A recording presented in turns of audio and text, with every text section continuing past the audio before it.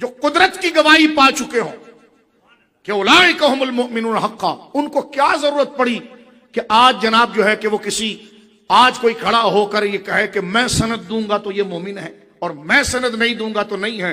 हमने कहा जिस सारी सदाकत और असलुल उसूल जो दारो मदार जाते बारी ताला का है, जब वो फरमा चुका है और उसने खुद कहा कुरान में, मेरे से ज्यादा सच्चा कौल किसका होगा।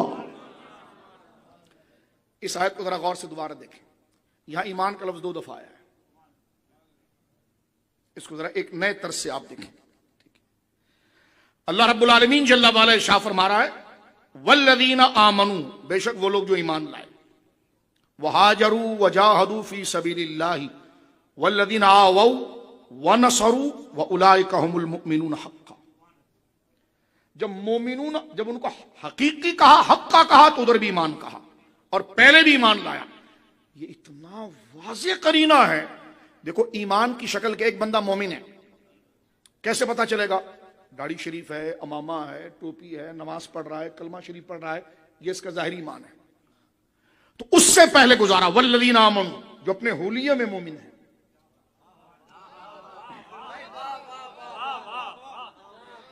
जो होलिये में मोमिन है, नमाजों में है, आपके साथ हैं, जो होलिये में मोमिन है। नहीं अंदर क्या था, अंदर क्या था?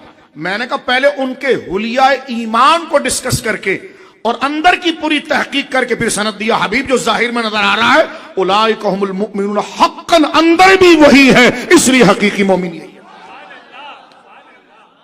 अब ये चक्कर भी खत्म हो गया कि जाहिर कुछ और था और बातिन कुछ और था। इसलिए इस आयत में 2 दफा ईमान का लफ्ज आया। एक ईमान उनके जाहिरी हुलिये का गम्मास था और उलाइका हुमुल मुमिनून हक्का, ये उनके दिल की ताबीर थी। इसलिए एक आयत में ईमान को 2 दफा खिताब किया ताकि सहाबा के जाहिर और बातिन दोनों को खुदा ने गवाही दी।